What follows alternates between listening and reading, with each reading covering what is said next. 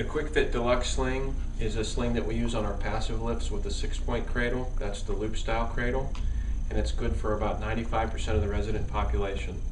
Those residents would include those who are amputees, either single or double leg amputees above the knee, as well as any of your general population.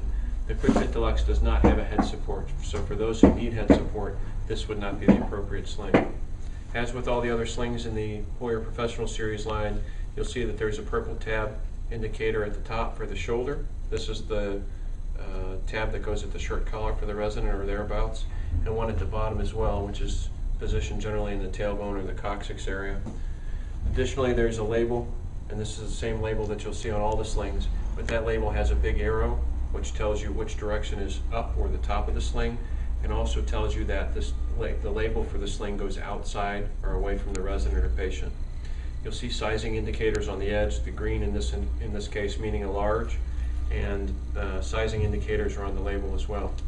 Now what I'm going to show you is standard application of this sling, the Quickfit Deluxe, on a resident, both for normal use as well as for amputee, single and double amputee use. And I'm going to start by accordioning up this sling in my hands, and by doing so this gives me an easier working platform. As you'll see, when I've got the sling in my hands like this is much easier to place behind a resident's back than this much material is. So again, I'm just going to accordion that up in my hands. I've already explained to my resident where we're going and that I'm going to put a sling on her, and I will of course stand to the front of her so that when I move her around she doesn't have any fear or concern of tipping out of the chair. So after having accordioned it, I'm just going to place it behind the resident. I'm going to line that purple tab at the top up with where her shirt collar would be, and then I'm going to tuck the sling down behind her all the way down to her tailbone. In a normal instance you would not be able to lean your resident or patient forward, but this will give you an idea that we want to tuck this sling all the way down again to the tailbone. We want to do so on both sides, ensuring that the leg straps are turned out of the way. And once we've got that sling tucked down and underneath, we can begin to draw from both leg sides. So what I've done is I've tucked the back of the sling down behind her, and this is an indicator of there. And then I'm just going to draw my leg straps up to the sides. There's a reinforced piece, and you can see it in my hands here, that ultimately will line up with her left leg, and do that using the edge of our hand if it's a tight fitting chair. But bring that leg strap out and then simply lift her leg up, and we can do this a couple of ways. We can place her leg on top of our leg. Placing her leg on top of my leg frees up both of my hands so that I have the ability to fit the sling properly, and then I'm not stressing or straining myself. Now ensure that if you're doing this, you're not doing it in an instance where it's contraindicated. If she's a recent hip replacement or knee replacement, we don't want to put any flexion on the leg. But in this instance, since she is not, I can elevate her leg like this and simply draw that leg strap underneath. And I'm just using the edge of my hand, and I'll bring that strap around to there. So I've got a strap with a little bit of reinforcement on the outside of her leg, and another with the smaller part of the sling on the inside. I'm going to repeat that on the other side. Again, by finding the edge of the sling and then simply drawing it down along the side.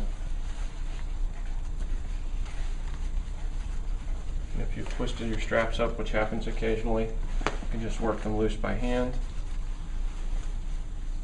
Again, look for that reinforcement piece. Elevate her leg. Draw the sling up. And underneath, and using the edge of my hand, I can move that material in place.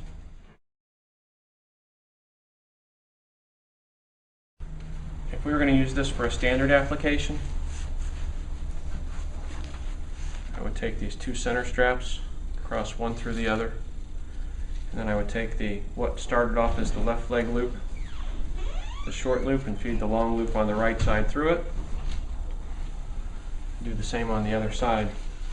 The end result would be that you'd have the two long straps on the outside with the two short straps having been crossed in the middle. These two would be connected at the leg hooks, and then her two shoulder straps would be connected at the shoulders. If by chance she were a single leg amputee, and in this instance say her left leg's been amputated above the knee, instead of drawing that strap underneath and crossing in the middle, I would continue by drawing that left leg all the way underneath, that being underneath the right strap as well. And then I would take the long loop, feed it through the short that came from the other side, and feed it through the short in the middle as well to give her a hammock for her right leg and smooth material underneath her left leg where the amputation would have been.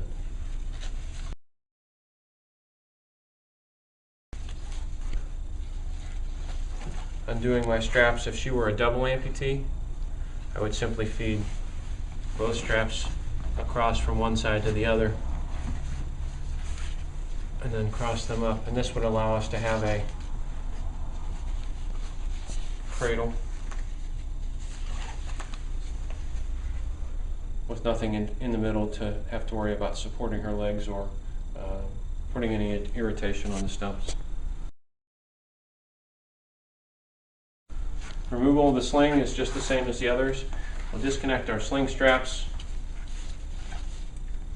In this instance, since we have the legs crossed, we're going to uncross one side and then the other side. And from here, we can simply draw that leg strap here. On this side, I'm going to draw up, and if I need to lean her potentially a little bit one side or the other, I can do so.